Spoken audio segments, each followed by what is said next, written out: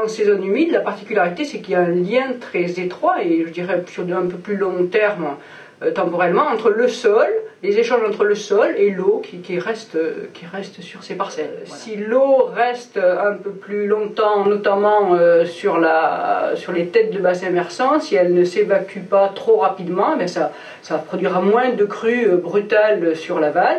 Et en zone de vallée alluviale, c'est aussi important, puisque là, il y a des échanges chimiques, disons physico-chimiques, et il y a une épuration des eaux, notamment par rapport aux nitrates, enfin avec des bactéries qui les transforment en nitrates.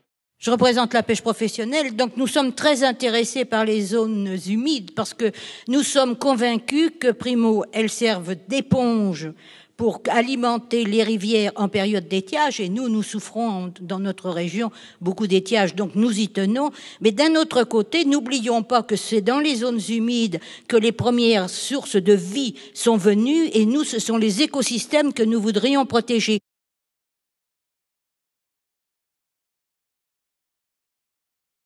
Nous avons choisi de dédier ces rencontres aux élus, car la protection des zones humides ne peut se faire sans leur soutien. Le porter à connaissance, réalisé cette année par Epidor, est certes une étape importante et nécessaire, mais seule une volonté politique forte permettra de préserver nos dernières zones humides. Il y a urgence. 45% des zones humides du territoire sont menacées. Ainsi, nous avons souhaité vous présenter, à travers des retours d'expérience, les outils que vous pourrez ensuite choisir d'utiliser sur vos territoires. On a utilisé sur le bassin de la Dordogne des images satellitaires pour repérer très rapidement toutes les zones humides, pour qu'on ne traîne pas. Et que, très rapidement, on puisse porter à connaissance des élus de tout le contrat de rivière l'information sur les zones humides. Vous avez des zones humides sur votre territoire, elles sont là, on vous les a cartographiées, c'est peut-être pas forcément très précis, c'est certainement perfectible, mais au moins, rapidement, vous avez une information. Et aujourd'hui, la deuxième question qui se pose, c'est, puisque vous les connaissez, comment est-ce qu'on va pouvoir intégrer ces zones humides dans un mode de gestion communal, si possible original.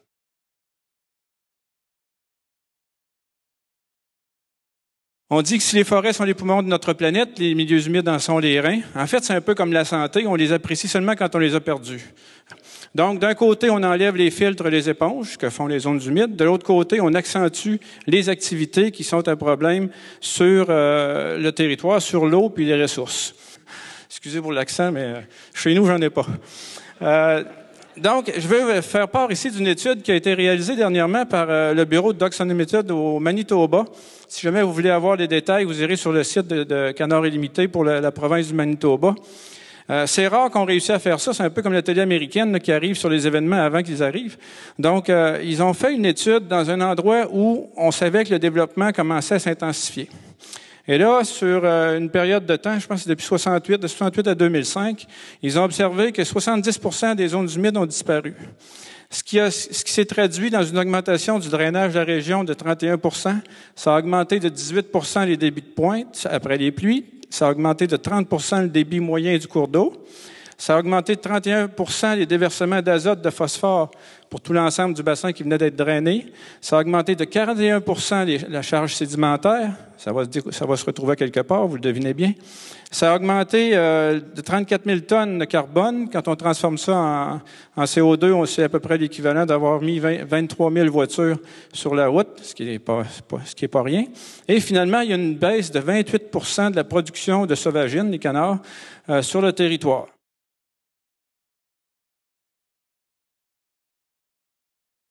Alors, il faut savoir qu'il y a des limites à la protection des zones humides. Ce sont les instruments de destruction des zones humides. Et il faut être aussi conscient, aussi bien connaître ces instruments de destruction que les instruments de protection. Alors, il faut savoir qu'en effet, le Code rural a joué un rôle extrêmement négatif jusqu'à une date récente. Alors, en particulier, avec les travaux connexes du remembrement. Excusez-moi, je vais citer des articles de temps en temps, mais ne vous effrayez pas. Donc, L 151-1 36, quatrièmement et cinquièmement, les dispositions relatives aux travaux de drainage, L151-12, les dispositions relatives aux travaux d'assainissement, L151-14, et les dispositions relatives aux travaux de dessèchement des marais, donc L151, 15 à 29. Et puis, il y a eu aussi toutes les pratiques de remblaiement dans la périphérie des grandes agglomérations. Alors, les remblaiements de zones humides, pour de multiples raisons, soit pour l'urbanisation, soit pour créer des zones industrielles ou portuaires. Il y a un statut spécial très protecteur des zones humides d'intérêt environnemental. Seulement, il y a toutes les autres qui n'ont pas été classées. Et voilà. Et donc, elles sont beaucoup moins protégées, ces zones. C'est ça le problème. Les zones non répertoriées ne sont donc pas forcément protégées par les instruments de protection du Code de l'urbanisme, ni par ceux du Code de l'environnement. Et ces zones humides non protégées peuvent être détruites parfaitement légalement. Elles peuvent être détruites par les projets d'aménagement prévus au SCOT et au PLU, et par les cartes communales également. Et elles peuvent être aussi détruites par les autorisations préfectorales de remblaiement de zones humides au titre de la police des eaux, article L214-3 du Code de l'environnement, et également détruites par les aménagements hydrauliques pour la protection civile prévus par l'article L211-7 et -9 du Code de l'environnement. Enfin, les zones humides, même les zones humides protégées, peuvent être détruites légalement en raison de la définition par le préfet d'un PIG, d'un projet d'intérêt général, d'aménagement L121 et L121-2 et R121-3, ou d'opérations d'intérêt national sur certains périmètres industriels ou portuaires, comme par exemple le projet de terminal méthanier au Verdon, à la Pointe de Grave.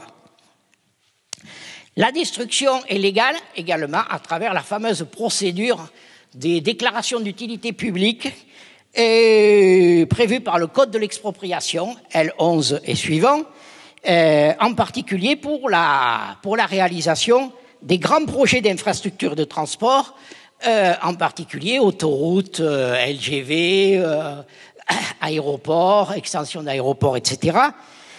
Et on peut citer, bien sûr, le cas exemplaire de l'A65, de l'autoroute A65 Langon-Pau, qui passe rien moins qu'à travers 8 zones Natura 2000, et avec des autorisations de destruction d'espèces protégées,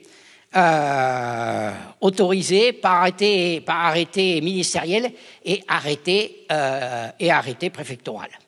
Voilà. Et donc là, simplement, là où l'autoroute passe, le droit trépasse. Ça fait longtemps que je l'ai écrit, mais ça continue à être vérifié. Effectivement, donc, on prend conscience, si on ne l'avait pas aujourd'hui, que les zones humides, je dirais, étaient des choses indispensables et des choses à protéger, si j'ai bien compris. Et dans le cadre du Grenelle de l'environnement, donc, c'est dit. Mais je pense qu'il y a un moyen à le protéger. Peut-être que je vais être un peu dur, mais il y a un moyen. Quand on a fait les PPRI, on a fait des zones rouges. C'est-à-dire, c'était dans les zones rouges, on ne peut plus construire. Il faudrait peut-être appliquer la même chose au niveau des zones humides qui sont encore ici. Bien sûr que les documents d'urbanisme, qu'il s'agisse des SCOT ou des PLU, sont des instruments indispensables pour protéger les zones humides. Il suffit de classer les zones en N dans le PLU et d'inscrire ça dans le règlement pour que effectivement ça soit protégé. Si vous voulez, les instruments sont là. Et la question, c'est de les utiliser. Il y a aussi le classement en espace boisé classé pour, par exemple, une ripisylve. Ça peut être parfaitement utilisé. Donc tout dépend de l'initiative du conseil municipal et du maire. Hein. C'est pas sorcier. Je suis maire d'une commune, de la commune de Bonneville et Saint-Avis-de-Fumadière. C'est une petite commune qui comporte un peu moins de 300 habitants et qui a une surface de 750 km². Et pourtant, nous avions une grande volonté de s'emparer de ce dossier. Et je voulais simplement en faire le témoignage en parlant des outils que nous avons pu trouver pour avancer sur ce dossier. Nous avons profité d'une opportunité de cession envisageable des parcelles pour se dire, mais bon, si on n'arrive pas à le faire dans un premier temps, simplement avec la concertation et sur la base de la négociation avec les riverains, pourquoi ne pas démarrer sur la base d'un noyau dont la commune deviendrait propriétaire. Et alors nous n'avons pas de PLU. Nous avons simplement une carte communale, donc les zones sont beaucoup moins ciblées. Nous n'avons pas de PADD, nous n'avons pas eu cette réflexion approfondie sur l'usage et l'avenir des différents secteurs. Et en cherchant un petit peu, nous avons trouvé un outil qui nous a permis de bien marquer notre volonté de faire quelque chose sur ce territoire, sur cette partie de la commune. C'est ce qu'on appelle la zone d'aménagement différé. Alors, dans notre cas, cette zone d'aménagement différé, elle a un avantage, c'est qu'elle est assez simple à mettre en place, et en même temps, c'est assez rapide, et qui nous permettent maintenant, nous, collectivités, en cas de cession parcellaire, de faire valoir un droit de préemption, et donc de maîtriser le foncier sur ce secteur. Hervé Olivier pour la SAFER, c'est pas une question, c'est une précision, une information à destination des élus. Dire que dans la boîte à outils des élus pour maîtriser le foncier, pour préserver les zones humides, souvent les élus connaissent la SAFER comme étant un opérateur foncier pour les agriculteurs.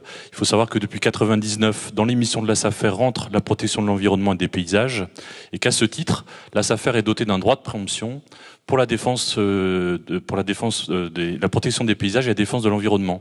Donc, à la demande d'une collectivité qui jugerait que sur sa commune ou sur son territoire, il y a des transactions qui sont de nature à porter préjudice à l'environnement, elle peut demander à la SAFER de préempter, soit pour le compte de la commune, soit pour le compte d'un tiers, à qui la SAFER pourra rétrocéder les terres avec un cahier des charges qui l'obligeront à maintenir ou à utiliser la parcelle selon des usages qui font que les zones pourront être préservées. Quand on aborde la question de la conservation des zones humides, on n'envisage pas assez la question de la restauration de leur usage antérieur. Je trouve que la question de la réoccupation de l'espace par un certain type d'agriculture, et en particulier quand on parle de compensation, de mesures de compensation après destruction d'une zone humide, donc revalorisation d'une zone humide, il me semble que l'installation de jeunes agriculteurs devrait être encouragée considérablement, en particulier d'éleveurs. Hein. La vocation de ces zones humides, c'est l'élevage. D'élevage extensif. Et on s'est rendu compte qu'il y avait beaucoup de zones humides qu'on avait cartographiées qui étaient tout simplement des champs de maïs.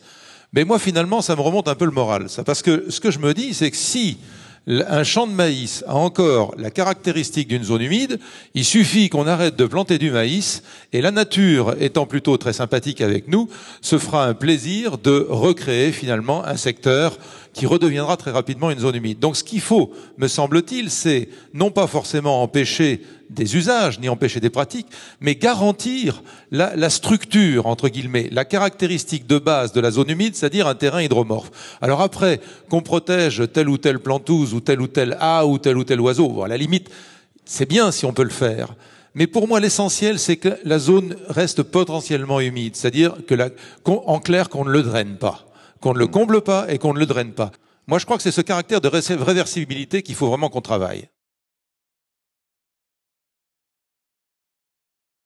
Alors la ville de Libourne donc, a à peu près 320 hectares de zones humides sur Libourne, dont 180 sur la zone des Dagueilles. Cette zone est restée en friche depuis des années.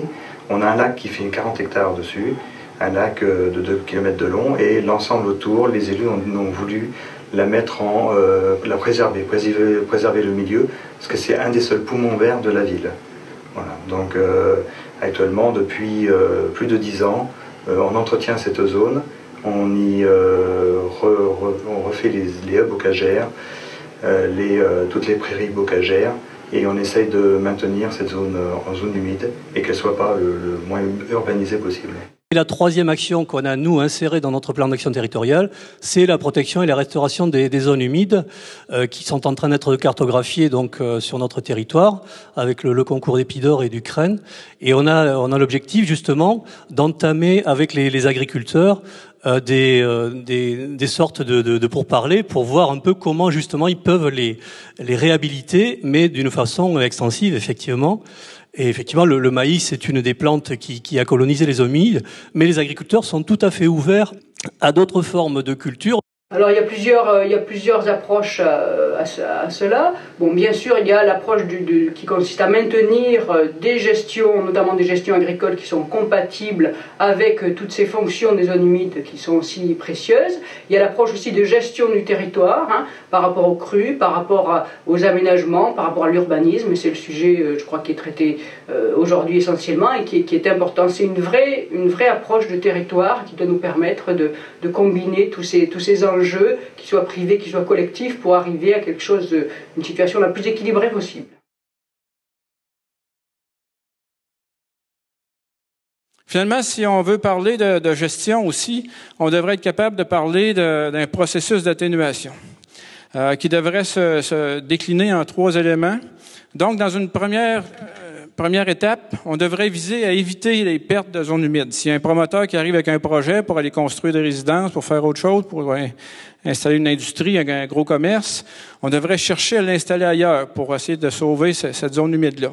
Dans certains cas, c'est possible. Dans d'autres, évidemment, c'est impossible. Si on ne peut pas sauver la zone humide au complet, on essaie de minimiser les pertes, merci, et puis au besoin, essayer de compenser. Et si c'est impossible soit d'éviter ou de minimiser, à ce moment-là, c'est sûr qu'on va le perdre. Pour ne pas que les zones humides continuent à diminuer tout le temps, qu'on les perde tout le temps en termes de superficie et en termes des biens qu'ils nous fournissent, alors il faudrait être capable de pouvoir en recréer. Donc, il faudrait qu'il y ait de l'argent qui soit débloqué pour qu'on puisse restaurer ailleurs. Les zones humides sont utiles, c'est pas toujours des espaces inutiles, perdus, etc. On est capable de montrer à bien des endroits l'impact de leur dégradation. Si on veut arriver à ça, c'est bien sûr, il ne faut pas avoir une vision fermée puis de discuter uniquement des zones humides. C'est vraiment toute une vision autour du développement du territoire. On n'a pas la recette, nous non plus. Ça va demander encore beaucoup de réflexion pour arriver à trouver des équilibres. Si on veut aussi être efficace, si on veut arrêter de perdre, donc il va falloir qu'on restaure parce que c'est irréaliste de penser qu'on va tous les sauver malgré qu'il en reste moins.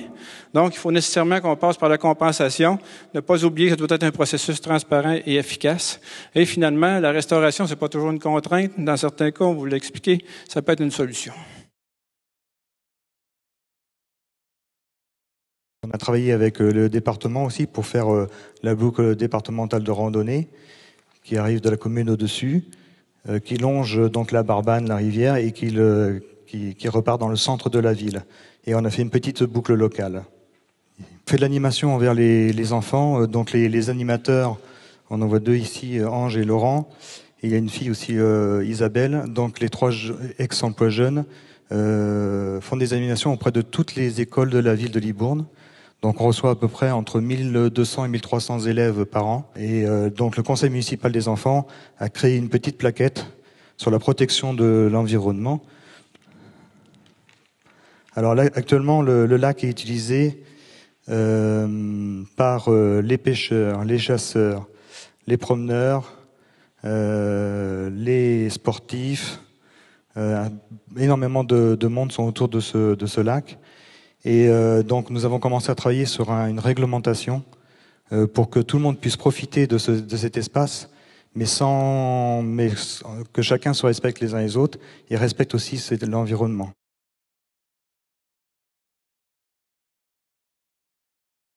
Quand on mène des investigations sur le terrain, il y a des pratiques et des usages sur ces terrains concernés par les zones humides.